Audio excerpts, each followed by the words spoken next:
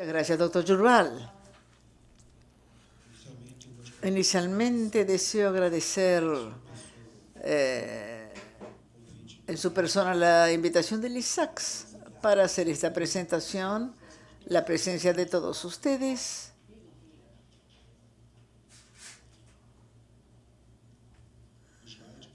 Las diapositivas, por favor. Nuestra presentación vamos a discutir la renuncia del recaudo fiscal en salud en Australia, Canadá y Estados Unidos, las experiencias institucionales de esos países, teniendo como telón de fondo la discusión más general de la relación entre el público y privado. Y luego de este debate vamos a colocar breves o hacer breves anotaciones en torno de la discusión o de la polémica que tiene el debate del Sistema Universal de Salud y cobertura universal de salud.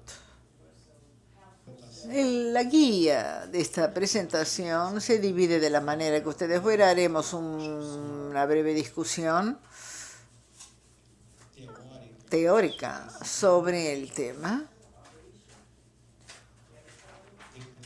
Luego de ello vamos a presentar un posible programa de investigación alrededor de esta problemática que puede ser desarrollado por el propio ISACS a posteriori, los países que componen el ISACS. Iluminar también a partir de la literatura internacional el significado de la renuncia fiscal, del gasto tributario, en cuanto a política pública en el área de salud.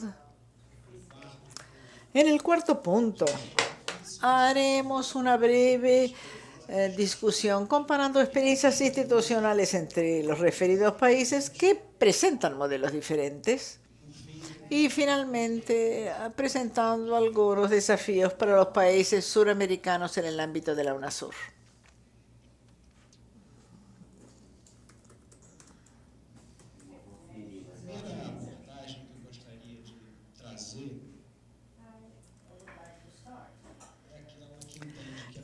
Lo que gustaría mencionarles es aquella que entiende que la presencia de subsidios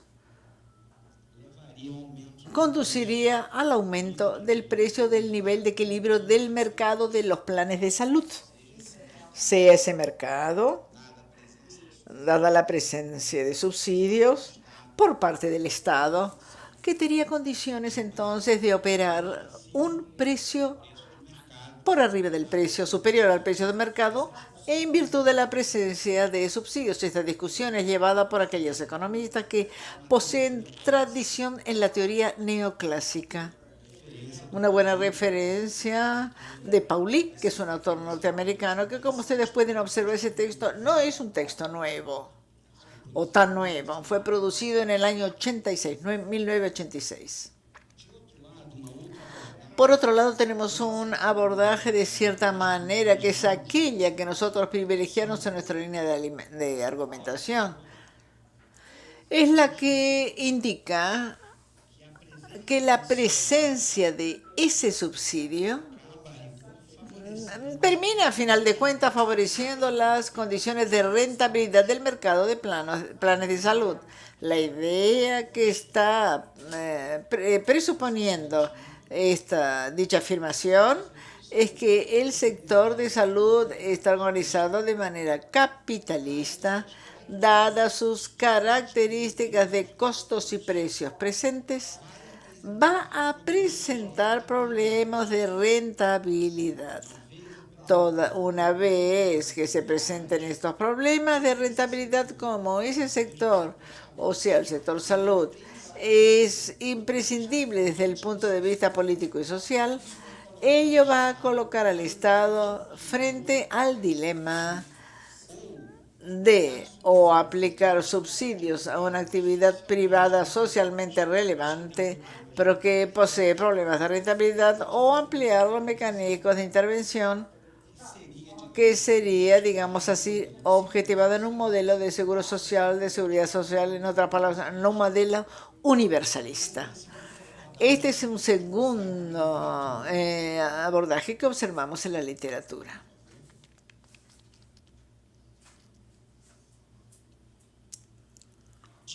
De cualquier manera, como ese mercado, sea en el caso estadounidense o en el caso brasilero, que son realidades que domino mejor, como ese mercado se viene concentrando, centralizándose e internacionalizándose en el actual estado del capitalismo, otra discusión que observamos en la literatura es que desde el punto de vista de la oferta, ese subsidio tendría poco sentido, ya que ese mercado se convirtió en autosuficiente. Entonces, otra mirada sobre esa problemática del gasto tributario, la autosuficiencia o no del mercado desde el punto de vista de la oferta. ¿Es plausible que el gobierno y el Estado apliquen recursos en ese sector?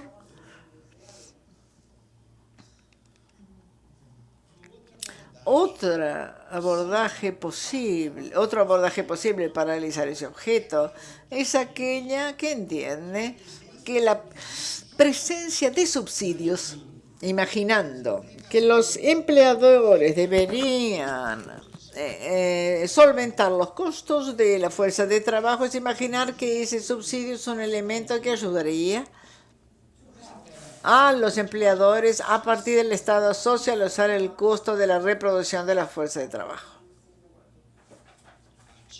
Partiendo de la idea de que los empleadores, el capital, si lo prefieren, debería solventar el conjunto de los costos relativos a reproducción de su empleado, de su fuerza de trabajo, mano de obra.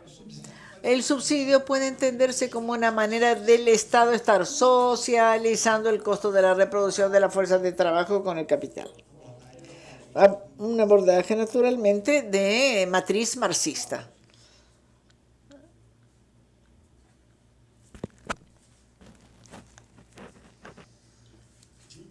Desde un punto de vista más operativo, esa noción de gasto tributario también es sumamente importante para nosotros. ¿Por qué? Porque gasto tributario, en rigor, es un gasto público indirecto que es asignado al sector privado. Si el Estado deja de recaudar un conjunto de recursos, favoreciendo determinada actividad económica o favoreciendo el consumo de determinados bienes y servicios, en nuestra ocasión en el área de la salud. O sea, si ese concepto de gasto tributario es un consenso, significa que el gasto directo tributario es gasto público y ello tiene implicaciones desde el punto de vista de la contabilidad de las cuentas nacionales al analizar la composición entre el público y lo privado en el sector salud. Si, por ejemplo, en el caso brasilero, la composición del privado es 56-44, la proporción más o menos es esa. Si usted se considera que el subsidio es un gasto público, va a tener un cambio en esa composición. Y nosotros sabemos que esa discusión tiene desdoblamientos políticos e ideológicos que no son triviales. Y finalmente, otro elemento que es muy atinente a ese debate es la discusión sobre equidad, inequidad o desigualdad en ese tipo de subsidio. En el caso brasileño, por ejemplo, probablemente en el caso argentino, el doctor Mariano ayer mencionó eso claramente, y los propios Estados Unidos, como veremos a continuación, ese subsidio es adjudicado para los estratos superiores de ingresos. Y usted puede inferir que esa adjudicación es sumamente inequitativa, sobre todo en sociedades que presentan desigualdad también en ingresos. Procuré apuntar algunos abordajes, algunas miradas que podríamos encontrar en la literatura sobre esa problemática.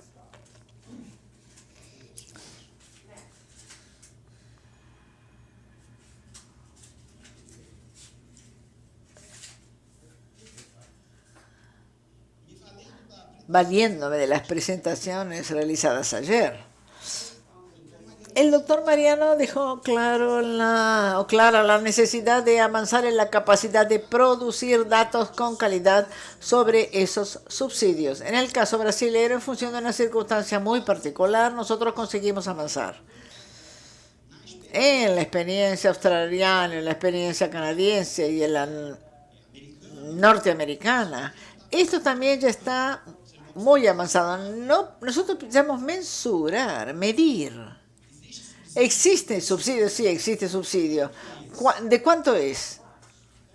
Entonces, la medición me parece necesaria en una agenda de investigación en el campo de las relaciones entre el público y lo privado en el sector salud. La segunda línea de investigación que me parece sumamente interesante es apartar de allí discutir la distribución del gasto público federal en salud y todo gasto en salud de manera general, porque si se entiende que el gasto indirecto es gasto público, y si se entiende que ese gasto público es adjudicado para aquellos segmentos de la población que con mayor ingreso, por lo tanto es inequitativo, de alguna manera esos subsidios están reforzando esa falta de igualdad, porque en tesis si tomamos el conjunto del gasto dividimos por la población per cápita, determinados segmentos de la población y aquellos segmentos de mayor ingreso serían un quantum adicional, estarían recibiendo, reajustado por la utilización de los servicios públicos de salud. Pero en tesis es plausible imaginarnos que existe una distribución del gasto público per cápita que no es equitativo. La tercera línea de investigación interesante es el pobre gasto de las familias con salud. Uno de los argumentos utilizados para la aplicación de estos subsidios es que el sector público está sobrecargado, presenta una baja calidad de servicios y que por consiguiente aquellos segmentos que estarían dispuestos a ir al mercado recibirían un subsidio del gobierno. Pero eso precisa ser visto de manera más cautelosa, sobre todo si ese segmento también utiliza el servicio público de salud. Sí, o sea, si no hubiera ningún tipo de penalidad como en el caso alemán, aunque no lo vamos a tratar. En el caso alemán, si vamos al mercado, es una decisión que tiene inclusive un costo intertemporal si se resuelve retornar al sector público. Entonces me parece también una agenda de reflexión importante de discutir el gasto de la familia con remedios, con planes de salud, con médicos, hospitales, a fin de que podamos mirar mejor la desigualdad del sistema, no solamente de la relación pública-privada, sino la desigualdad en el conjunto del sistema.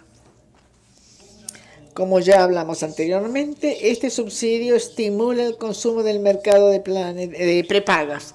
Les diría, incluso en primer examen, que ese mercado, él depende de ese subsidio para reproducirse económicamente. No es solo una desoneración fiscal cualquiera. En el caso brasileño podría afirmar eso con cierta tranquilidad, pero no me gustaría universalidad en la teoría o en la concepción. Pero es plausible en la medida en que imaginamos que ese sector está organizado de una manera capitalista y le va a presentar problemas de rentabilidad y por consiguiente va a presentar precios inaccesibles toda vez que los precios son inaccesibles, pero es un sector social y políticamente relevante, o el Estado interviene subsidiando para hacer esos precios accesibles, o entonces el Estado radicaliza los mecanismos de intervención o de subvención estatal.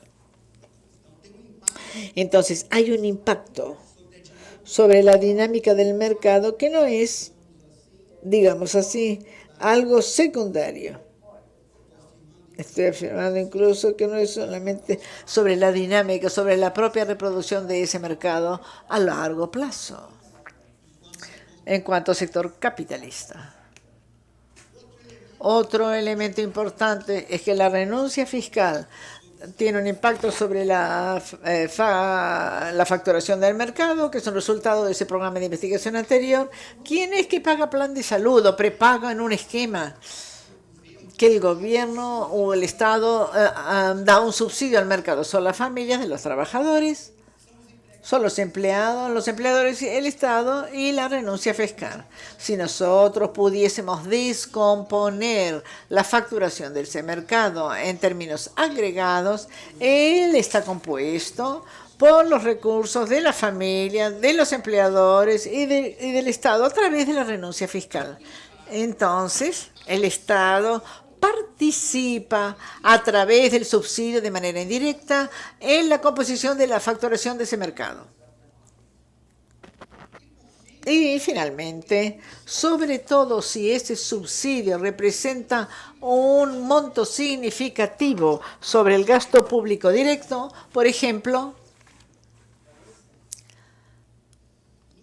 en el caso brasilero, el último dato que tenemos es que el gasto tributario, sea subsidio de la persona física, de la persona jurídica, y también aquel destinado al sector farmacéutico de los hospitales filantrópicos de nuestro sector público, llega aproximadamente a 23.000 millones de reales, que equivalen a casi 30% del gasto público federal. ¡Cuidado! Un monto significativo. Si es un monto significativo, entonces, en una situación de restricción fiscal, es un monto significativo que el gobierno no tiene control, porque ese gasto tributario depende mucho del gasto de los empleadores y de las familias con los bienes de servicio de salud. Son esos gastos que van a ser la base de cálculo para que haya una renuncia fiscal del gobierno. Entonces el gobierno precisa de cierta manera regular y evaluar la equidad y la eficiencia de ese gasto tributario. Pero para así hacerla precisamos, y concluyo esta propuesta de programa de investigación, medir. Y esa medición no es trivial. Aquí en Brasil nosotros demandamos objetivamente 8 años para obtener esos datos. Saliendo un poco de ese nivel de abstracción, sin querer cansarlo, la renuncia como política pública.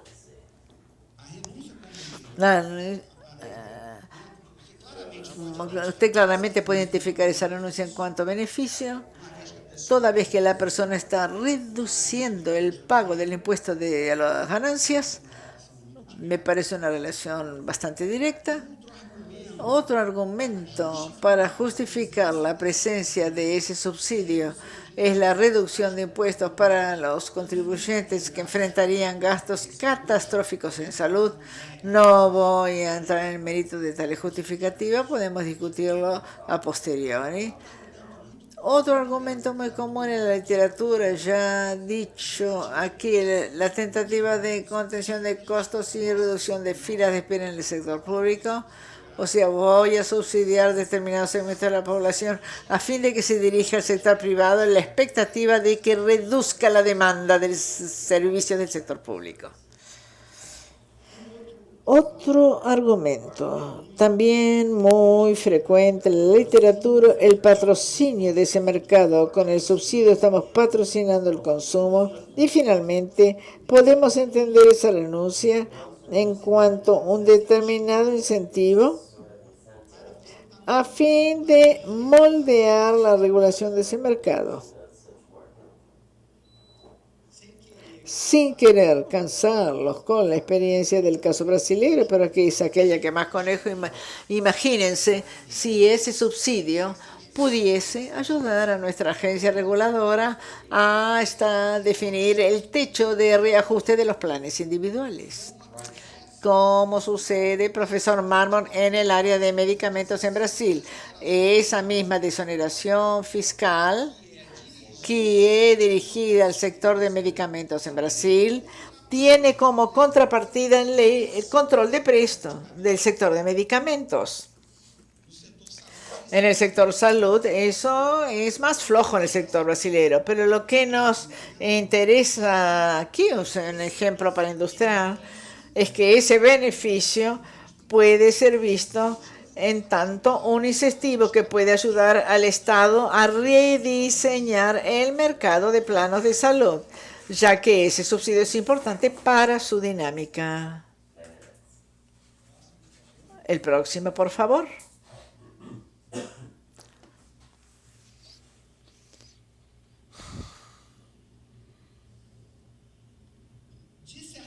De cierta forma, a pesar de presentarles a ustedes esas teorías y presentarles incluso el programa de investigación que puede dar apoyo a ese tipo de investigación.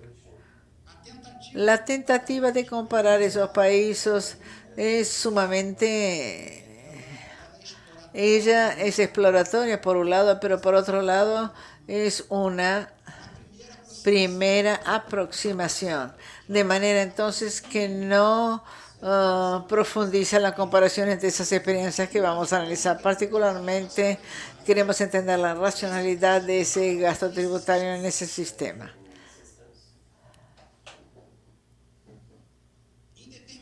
En determinados casos el gobierno presta una cierta racionalidad al subsidio en sus documentos y en otras realidades no.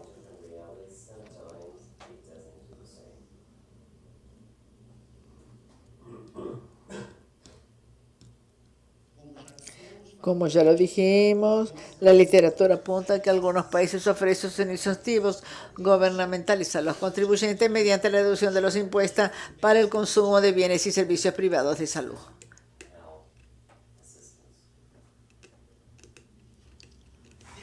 Teniendo como base el Estado de Bienestar Social Europeo, ese arreglo institucional parece reforzar el modelo privado, toda vez que el mercado depende en alguna medida de esos subsidios en línea con el caso estadounidense o sea norteamericano. Sí, por favor, sigamos. Analizamos las experiencias de Canadá y Estados Unidos que cuentan con un mercado también de seguros de salud.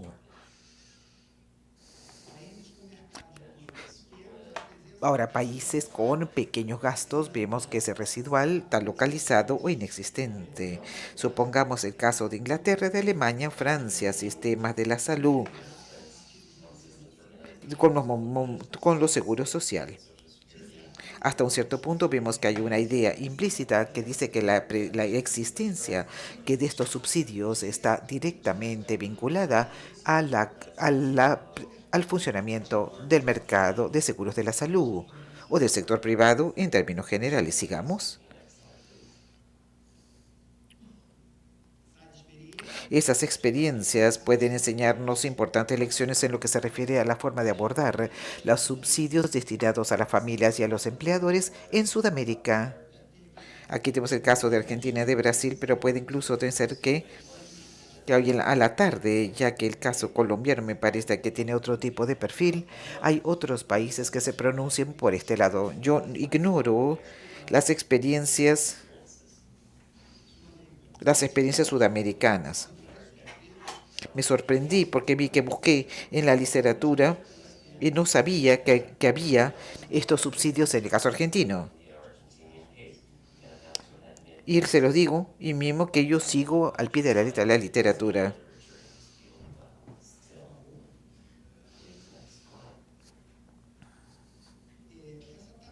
Esta tablilla está hasta el 2008, entonces está un poco, tiene un cierto desfaz para que tengamos una idea de la cobertura que hay en el mercado de seguros de la salud con respecto a la población.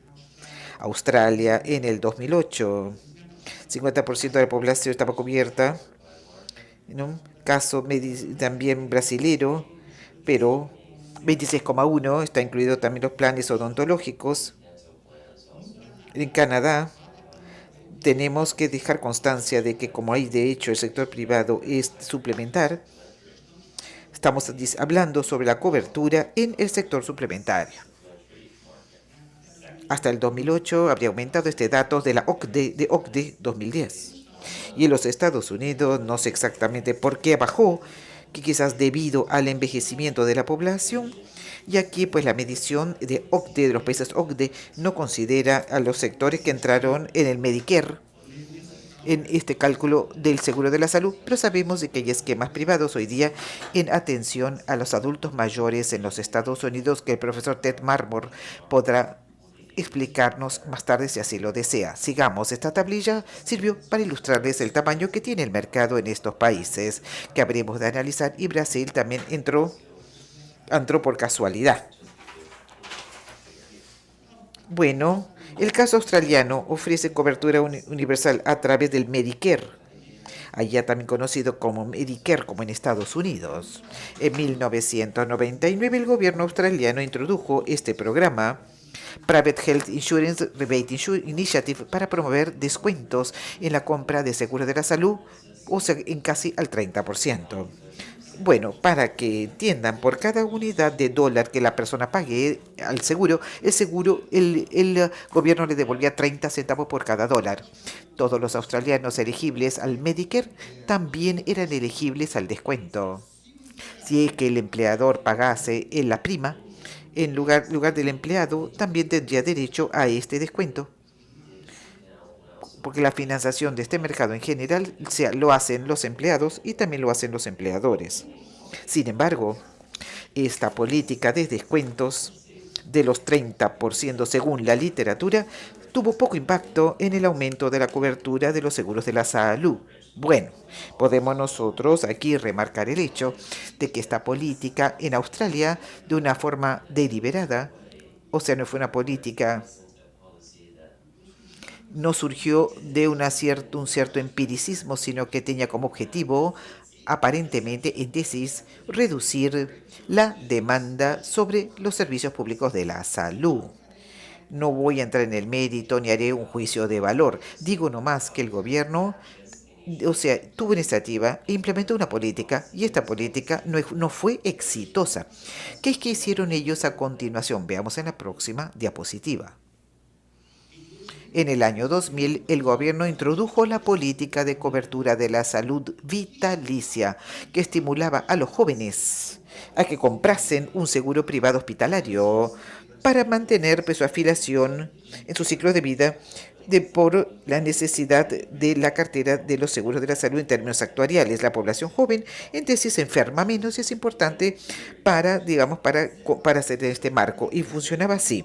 Si el joven no compraba un seguro hasta los 30 años, tendría que pagar 2% más de la prima por cada año subsecuente que estuviera asegurado, estimulando entonces de esta manera al joven para que entre antes al mercado de los seguros de la salud, para que se constituya un pool más equilibrado y por consiguiente se podría aumentar la cobertura de los seguros privados.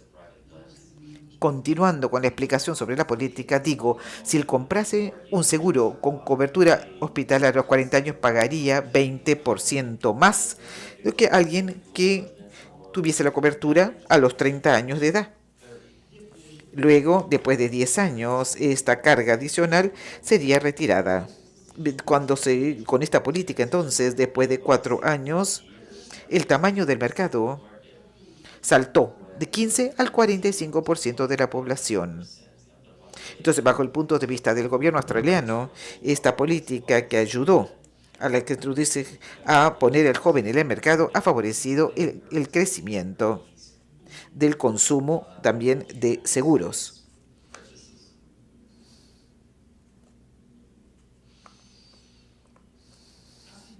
A continuación, el gobierno tuvo que también lidiar con los adultos mayores por el aumento de la prima, según el perfil de morbilidad de este cohorte poblacional.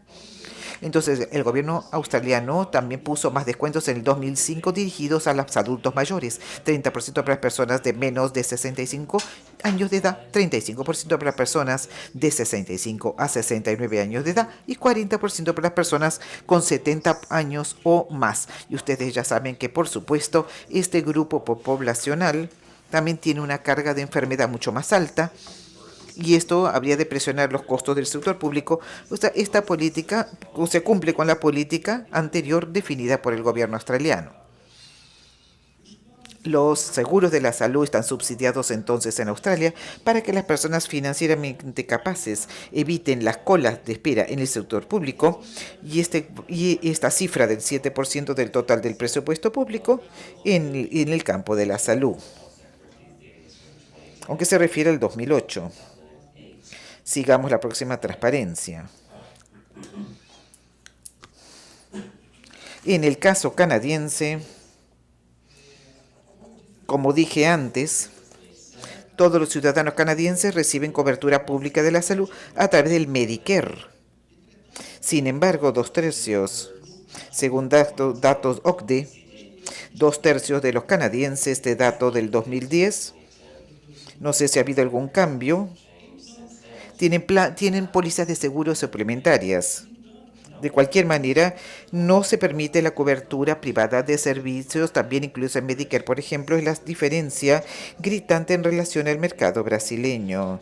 El mercado también en Brasil financia los servicios prestados por el sector privado, que son igualitos o ofrecidos también por el Sistema Único de la Salud. Esto no se permite en el Canadá. En Canadá, para estos servicios que están fuera del Medicare, la persona puede comprar de su propio bolsillo o puede pagar un seguro de salud para tener derecho a los servicios ofrecidos en el modelo complementario. El sistema complementario, suplementario, perdón. Con la clasificación OCDE, el seguro privado suplementario generalmente también es dado por un empleador, esto es importante, incluyendo atención odontológica, medicamentos, home care y cuidados de larga duración. Sigamos.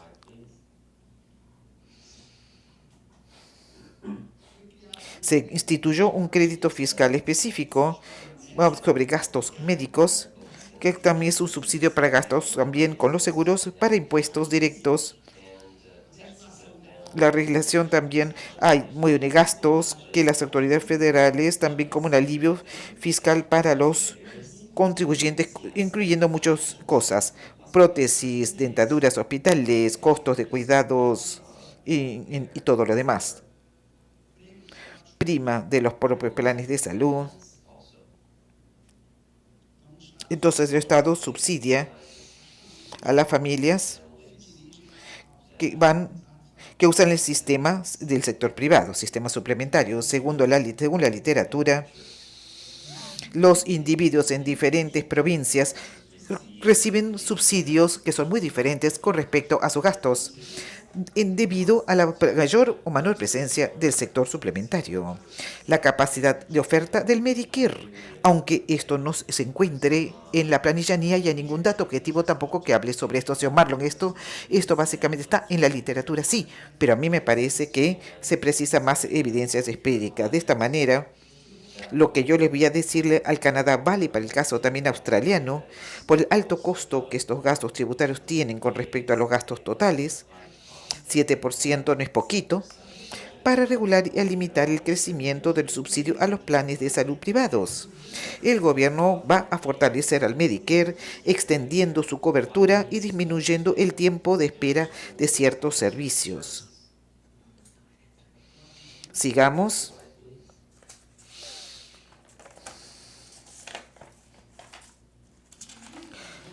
A mi juicio,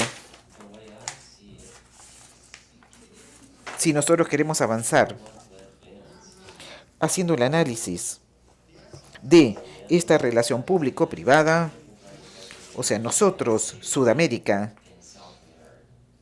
no porque esta haya sido mi experiencia, sino que me parece que ver el caso norteamericano o el caso estadounidense, mejor dicho, con las fuerzas productivas que hay allá, si no ustedes me entienden, están más desarrolladas en lo que se refiere a la dinámica.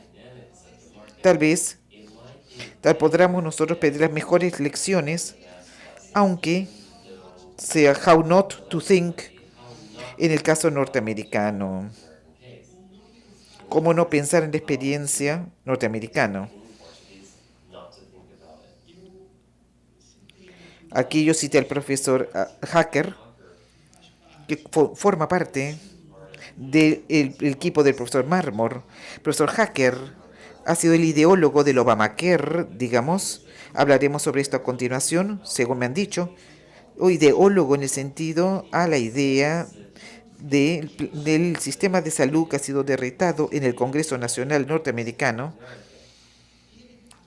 Y la tesis de doctorado tiene un insight, una observación muy interesante. Dice que hay una cierta impresión equivocada que la política de salud de los Estados Unidos está concentrada con los más pobres, en el caso Medicaid. Podría hablar hablando también de los adultos mayores. Se refiere básicamente a los más pobres. Dice lo siguiente, de que los incentivos fiscales relativos al empleo son para él lo que distinguen el caso particular de Estados Unidos. Y yo, como yo lo veo en el caso brasileño, podría decir lo mismo.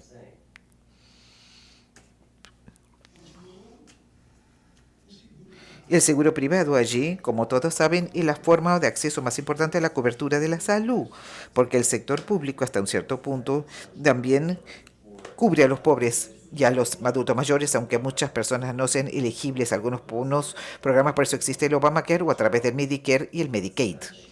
La estimativa de los gastos con pólizas en el 2008 fue de 800.000 millones.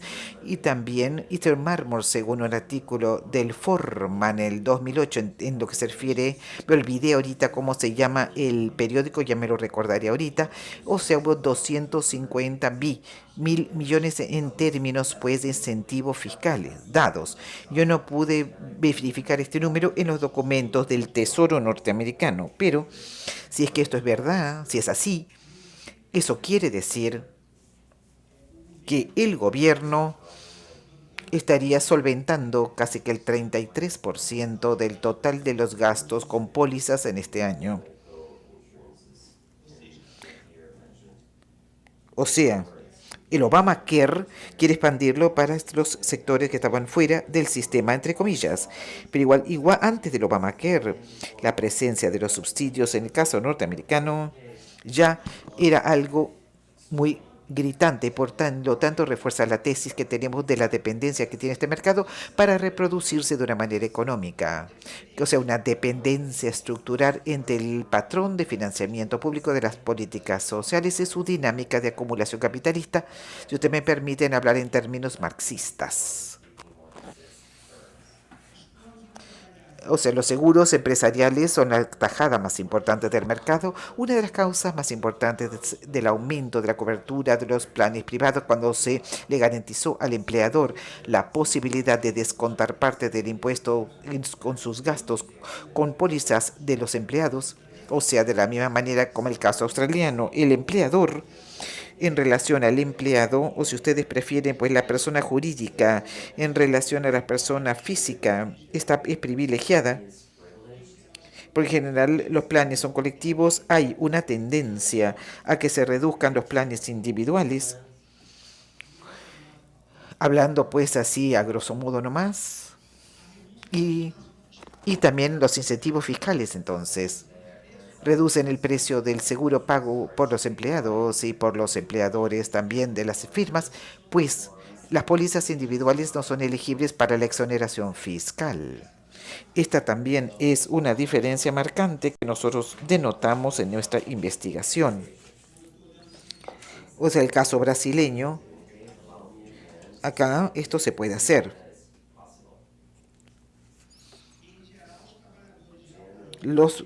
Se beneficia más los que ganan más que los que ganan menos.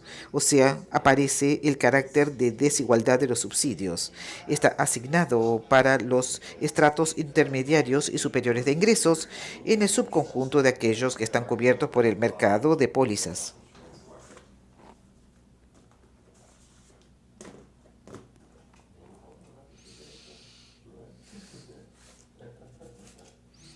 Bajo el punto de vista de la política, lo que se quiere es reducir el costo de los empleadores. Si yo entendí pues cómo está el dibujo del Obamacare en la actualidad, la intención es utilizar este mismo mecanismo para expandir la cobertura de este sector poblacional que estaba fuera del sistema. O sea, no es pobre lo suficiente para que esté cubierto por el Medicaid, ni tampoco tan viejo para estar por el Medicare y no tiene ingreso para entrar al mercado, o porque es demasiado joven, o porque es inmigrante, o porque está subempleado.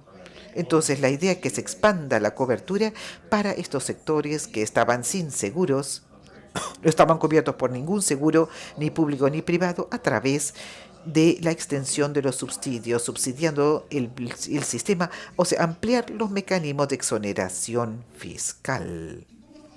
Y como dije antes, también con esta exoneración, aunque en este caso australiano-canadiense y norteamericano, esta contabilidad sea más explícita o sea más clara, algo que nosotros tenemos que adelantar más aquí en Sudamérica, pero nuevamente esto va a depender de la cantidad de gastos de la sociedad, en el caso de los empleadores, en el caso norteamericano, y la política fiscal no tiene ningún control sobre esto. Podemos inclusive regular o aquilatar los impactos de la exoneración sobre todo el sistema y sobre el sistema público y sobre el sistema privado, ya que nosotros podemos argumentar de que estos fondos, estos recursos asignados al sector privado podrían asignarse también para mejorar el acceso del Medicare y del Medicaid. Que era la propuesta del profesor Marmor, es una expansión progresiva del Medicare, reduciendo la franja de edad de ingreso, de entrada. Sacamos entonces, es un juego, digamos, que en el cual no le sacamos al Estado para ponerlo en el privado y fragilizamos la calidad y la posibilidad de que se expanda el acceso del sector público. Aunque podamos evaluar la necesidad de otras fuentes de financiación compongan también el sector de la salud, además de los gastos tributarios específicos. Sigamos.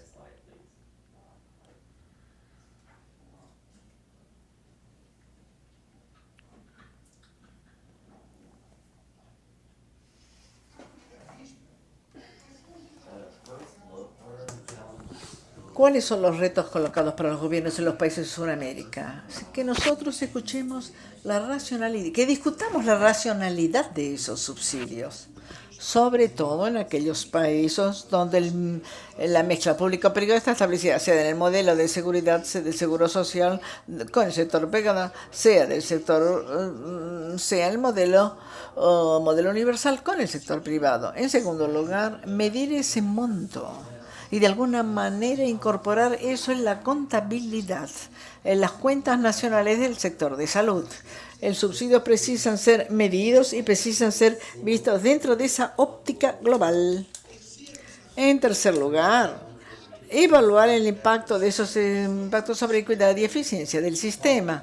Como vimos a primera vista, el subsidio destinado a los estados superiores de ingresos claramente son inequitativos. Y podemos evaluar que si esa renuncia fiscal fuese destinada a la atención primaria, por ejemplo, o al Medicaid, usted podría tener un servicio más barato, con mayor cobertura y con mejor resultado en la salud de aquellas poblaciones cubiertas por el Medicaid. No es solamente un problema de equidad, puede haber un problema de eficiencia, o sea, es una atribución ineficiente desde el punto de vista en la medida que produce peores resultados. Si así, digamos, hiciéramos la comparación. Y en particular, los efectos de esos subsidios son de financiación del sector salud. Miren cómo la cosa es perversa en el caso brasileño. La ley, además de los subsidios, además de eso que el Estado deja de recaudar, y en tesis, ¿podría aplicar en el sector público?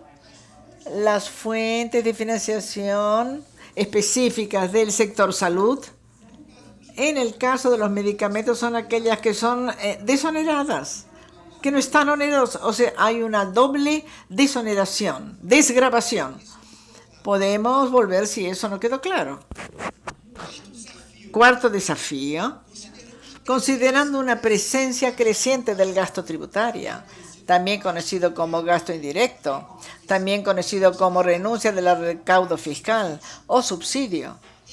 exige repensar esa relación entre Estado y el mercado de servicios de salud en el campo de la economía política de la salud. Por eso es que yo provoqué esta discusión a partir de una matriz teórica. No quise hacer una discusión funcionalista de esos subsidios. Me gustaría que pudiésemos estar mirando para la dimensión empírica de ese problema, pero también que nosotros pudiésemos reflexionar, extrapolar la dimensión espiritual para repensar esa relación Estado-mercado, teniendo en cuenta las necesidades de salud de la población de América del Sur. Por favor, el próximo. Y yo estoy casi llegando al final. Solamente para ilustrar esa discusión de los subsidios, en la polémica entre sistema universal versus cobertura universal, como ya de alguna manera el doctor Joval, tanto el doctor Joval como el doctor Mariana ayer,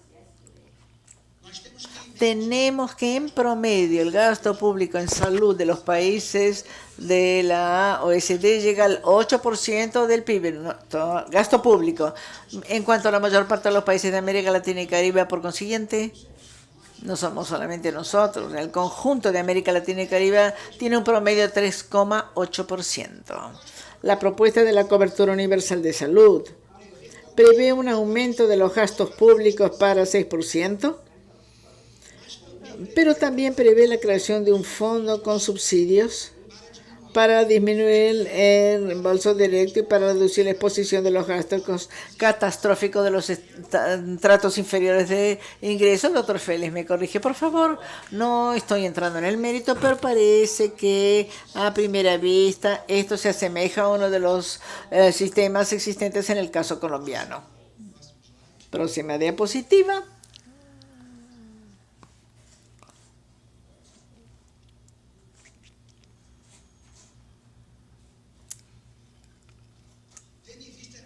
Teniendo en vista esta discusión que hicimos sobre el gasto tributario en salud en estos países centrales, para iluminar este debate en el caso del suramericano y cotejando esa discusión de los subsidios como una mediación de la relación del Estado con el mercado, a partir de la polémica entre sistema universal versus cobertura universal, la reflexión final que me gustaría dejar para ustedes es que, considerando que la universalidad y la equidad son objetivos de la propuesta de la cobertura universal de salud, son dos objetivos de cierta manera, dos principios, pero pueden no ser garantizadas, toda vez que esa estrategia presupone el funcionamiento de un sistema donde se practica la compra y venta de servicios de salud.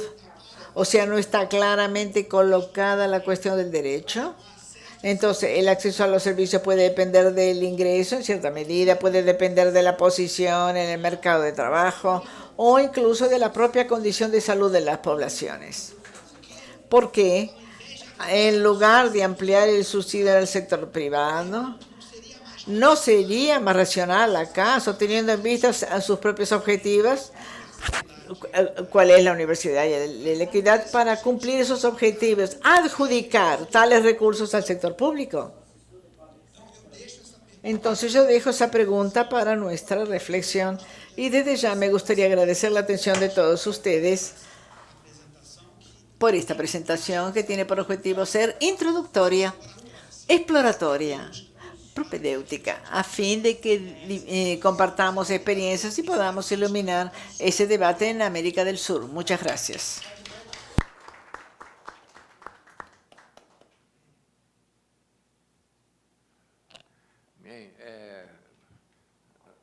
Muy bien, entonces. Thank you very much. Thank you very much. Obrigado pela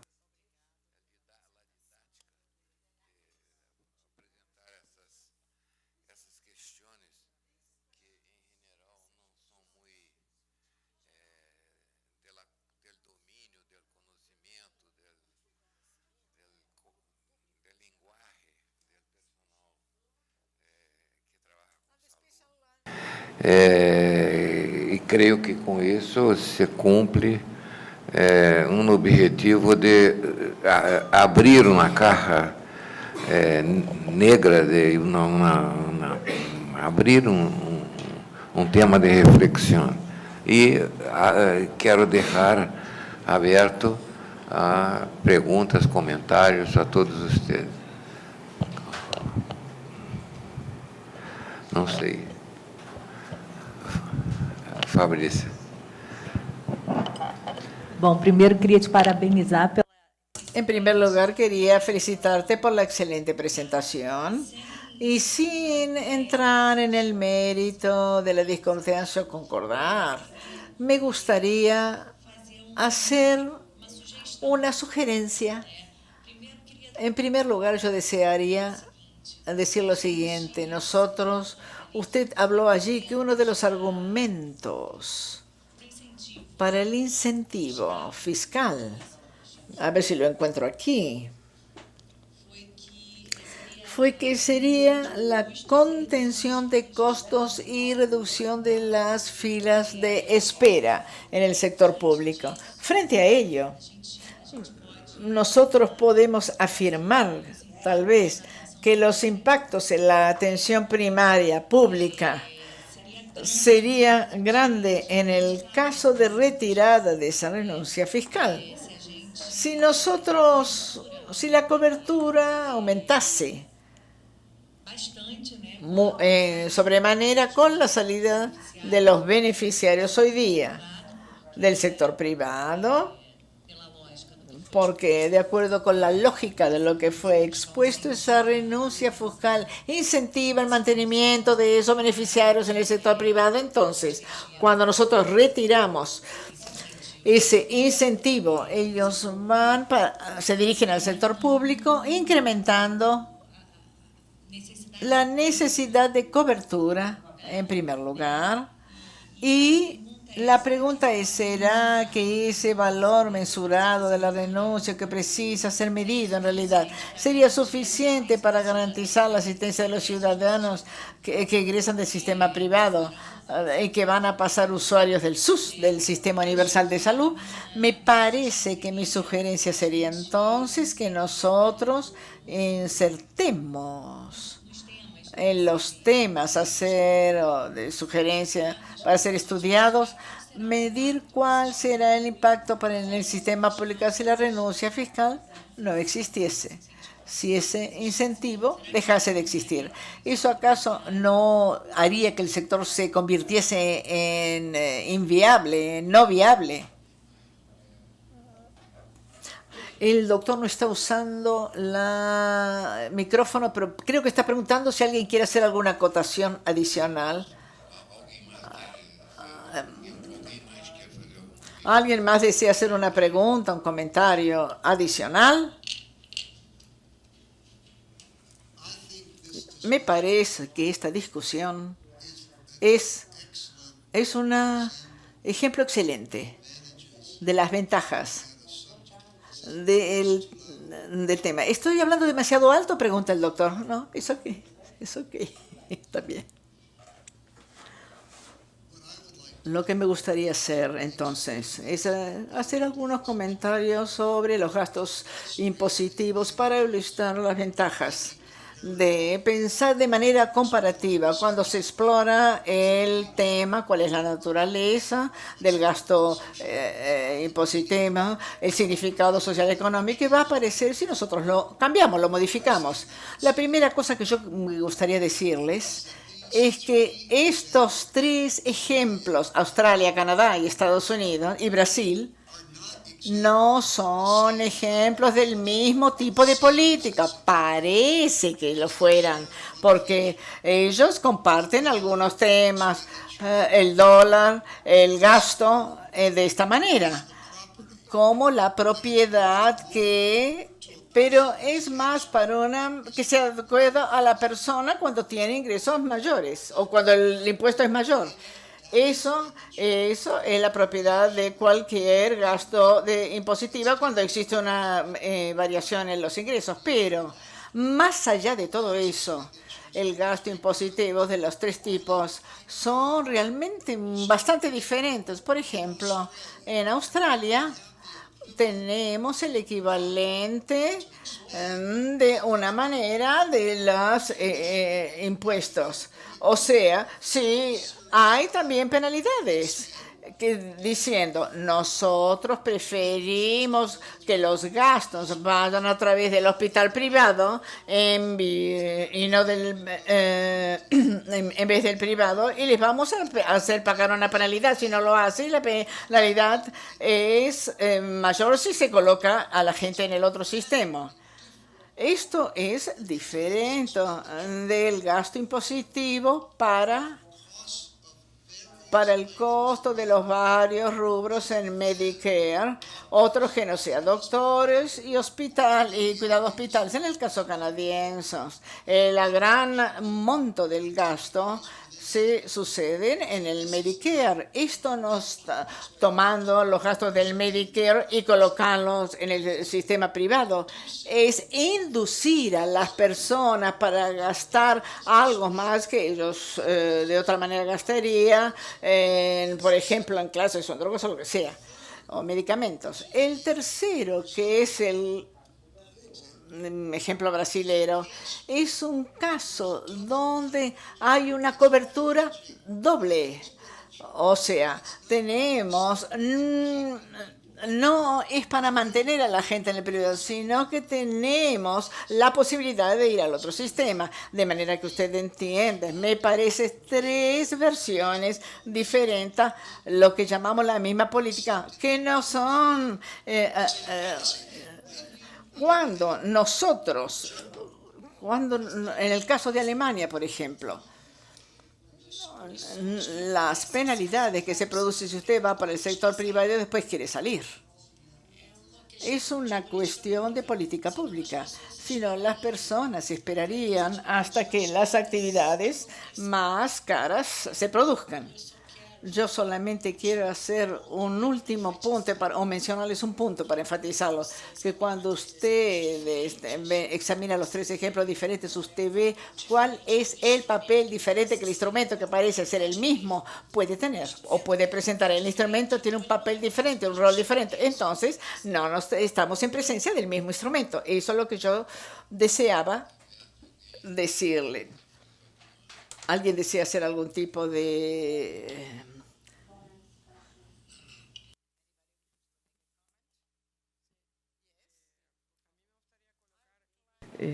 La cuestión de la equidad y sobre todo la cuestión de la salud como derecho, porque detrás de estos arreglos, digamos, lo que hay es un enfoque de si la salud es un derecho y el Estado la debe garantizar, o en realidad si el problema es que el individuo es responsable de la atención de su salud, ¿no? En el caso de Australia, que no conocía, parece que la política es el individuo es responsable, entonces se estimula a que contrate un seguro, un plano y resuelva y se asegure para su vejez y para sus eventos futuros una cobertura adecuada.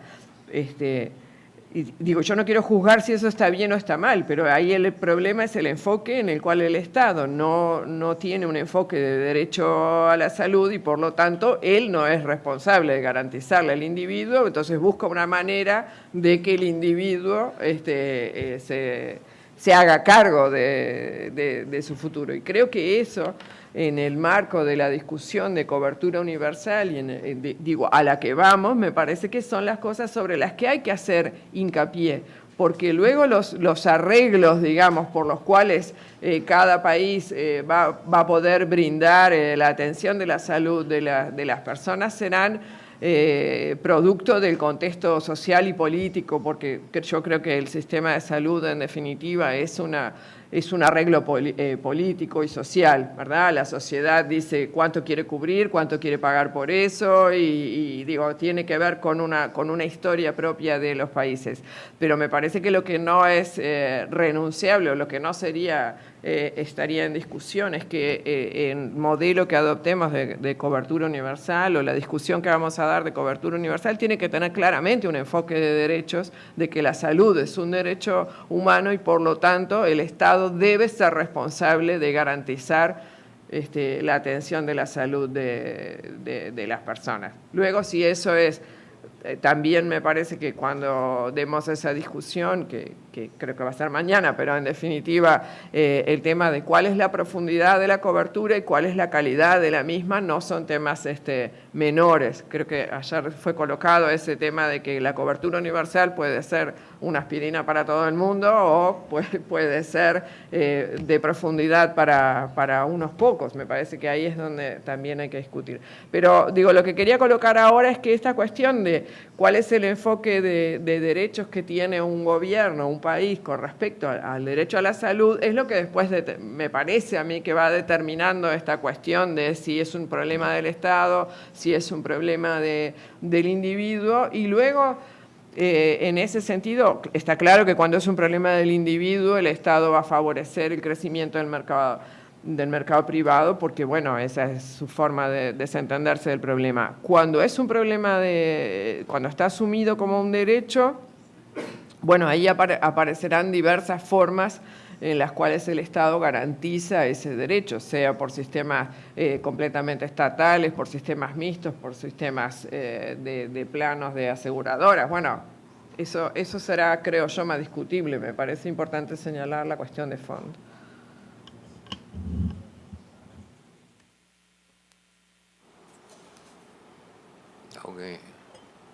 ¿Alguien más?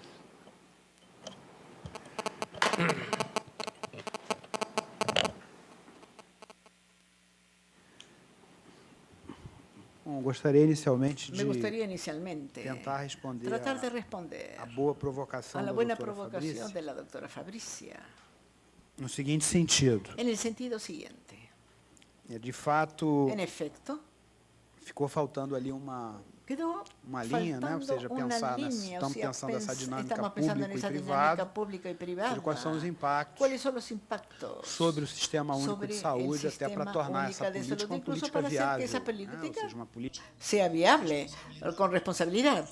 Pero me gustaría entonces problematizar el desdoblamiento que la doctora Fabricia mencionó. En primer lugar, el bienestar de las familias que hoy están cubiertas por los planes de salud podría ser mantenido con ausencia de la renuncia si se amplían los mecanismos regulatorios de la agencia reguladora.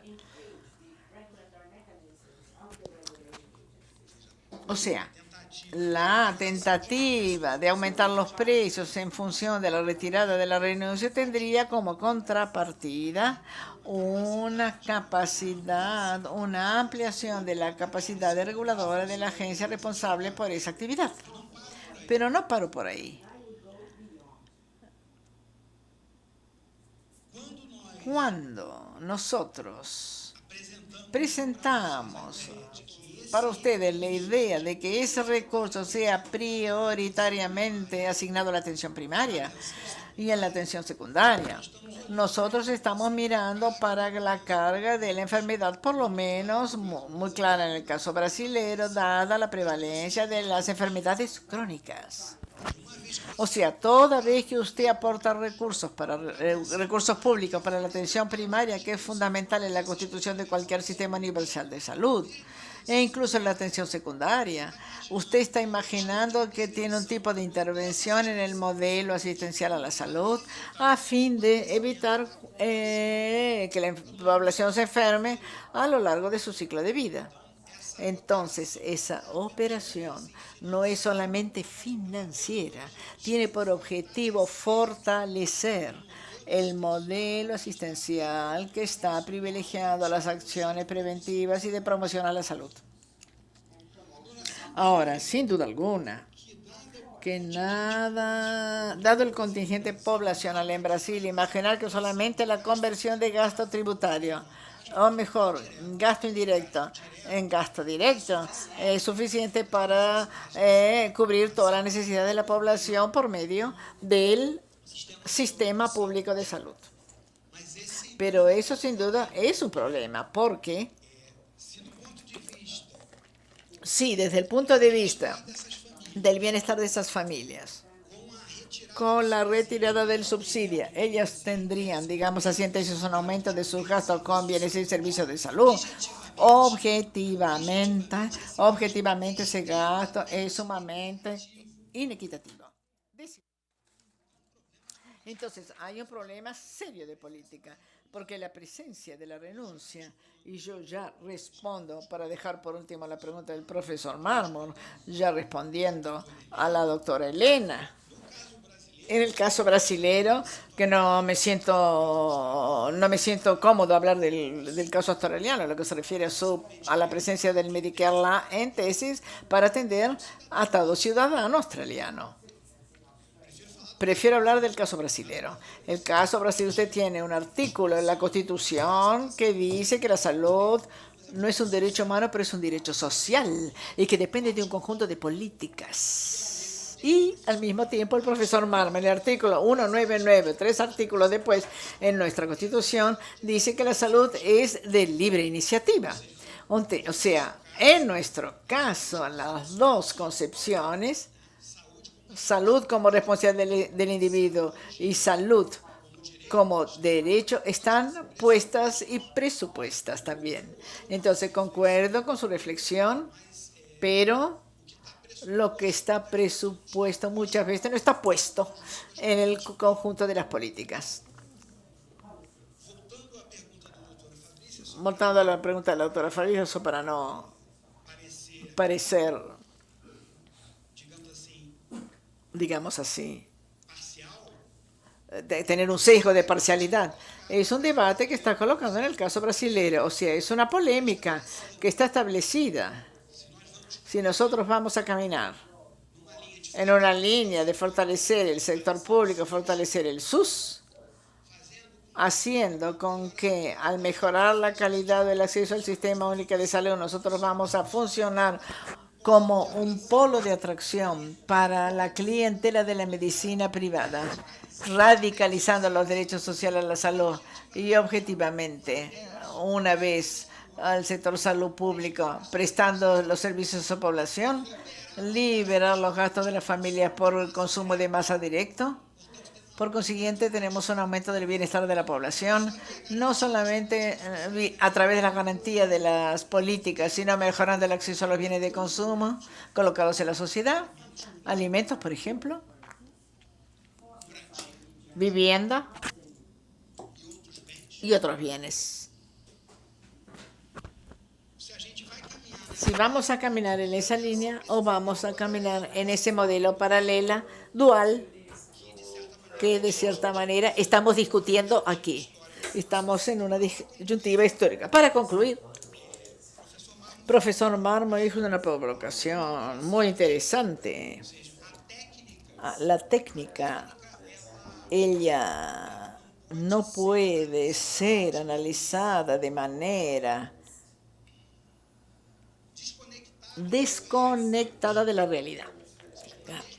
O sea, una misma técnica no puede tener finalidades diferentes y por consiguiente revela una técnica que posee otra naturaleza.